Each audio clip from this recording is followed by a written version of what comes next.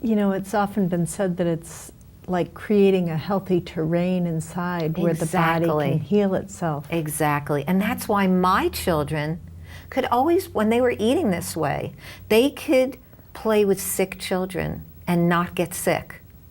Really? For them, the germ theory didn't come into play. And that was because they had so much healthy bacteria. They had healthy internal terrains. Mm-hmm. And that's what I attributed to their overall healthy immune system, which kept them energetic and healthy. And even when they did get sick, they knew what to do. They went to sleep. Instead of enervating their bodies, they went right to bed. They copied their mom, who was their model, and that's what I did. And I did not tell them what to do when they got sick. They went to sleep.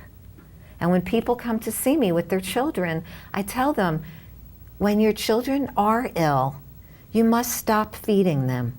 You want to keep them hydrated, but you don't want to keep feeding them, because then their body, their digestive system can't focus on healing if they're still focusing on digestion. Now, does that apply to colds as well as other Not illnesses? so much with colds. I think with colds, they should be eating lightly. I think, fruits and vegetables, but certainly not eating any heavier foods. I only gave my kids nuts and seeds and avocados, which are the healthier plant fats, when they were physically active and running around. But if they weren't feeling well, I would pretty much keep it to some light fruit and veggies, maybe green juice, for a couple of days. Yeah, until they felt better. And they never went for more than a couple of days not feeling well. And so I attribute that to this way of looking at the body and giving the body what it needed. Mm-hmm. And so they did occasionally get sick, because we don't live in a healthy environment, and we cannot always control what we're breathing in and what we're touching when we go outdoors. We can control what we put in our mouths and what our homes are like and what we put on our skin. That we can control. And so we want to make sure that we use only organic skincare products, and that the skincare products are not loaded with ingredients that look like a science project. Right. We want to make sure that we know what those ingredients are. And because they go into the blood and into the circulation within 60 seconds. So you wouldn't want to put anything on your skin that you wouldn't eat. Very good advice. Obesity has been on the rise and is such an epidemic in our country. I think 3/4 of the adult population is now considered overweight.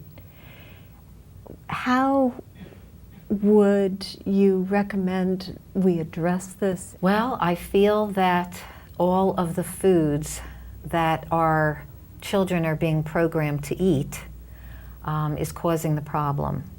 The diet's very high in animal flesh and animal products, and processed and refined foods are very high in omega-6 fatty acids, and the omega-3 fatty acids are not able to get through. So even if someone is eating flax seeds and green leafy vegetables, if their diet is largely animal products and processed food, then the essential fatty acids really cannot be made into the EPA and DHA, which are the essential fatty acids needed for the brain and to have a healthy body.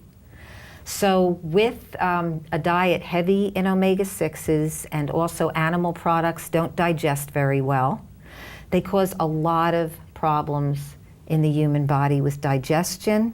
Arachidonic acid is formed in the liver and causes inflammation. And so these are the reasons that obesity is created. They're foods that are not digested and get stored in the body. And so it's really a defense mechanism. Actually, obesity, thank goodness, it's a wonderful thing, because or else a person would die. Because eating a diet of all of these foods that are so hard on the digestion would create havoc in the human body. In other words, what we're doing is we're storing the toxins in our fat. That's right.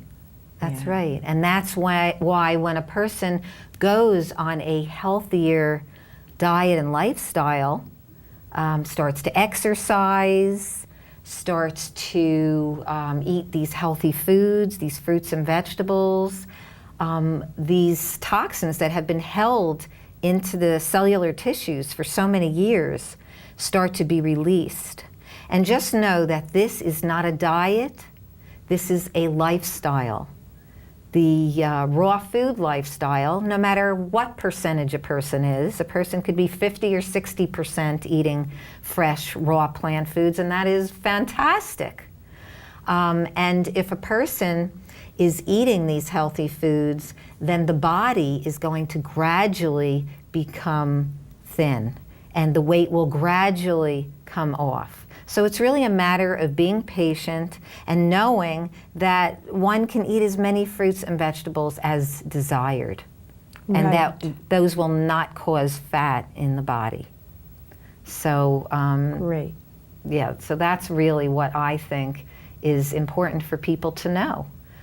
There was a film called Fat, Sick, and Nearly Dead Oh, yeah. that came out not that long ago, and this man was obese, and he started drinking green juices.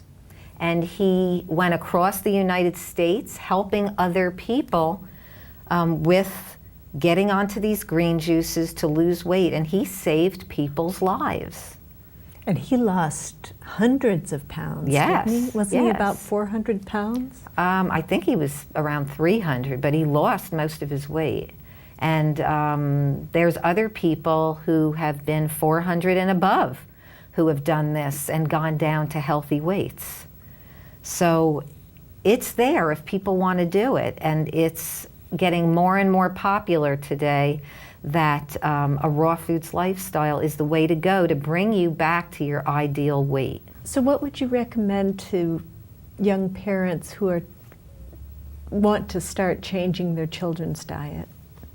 Well, I think the first thing is to set an example, because a parent is very powerful as an example, even if the child is not willing to make any changes. Because once the child sees the parent setting a model, if the parent is home eating Twinkies and potato chips, that's what the child is going to want to eat.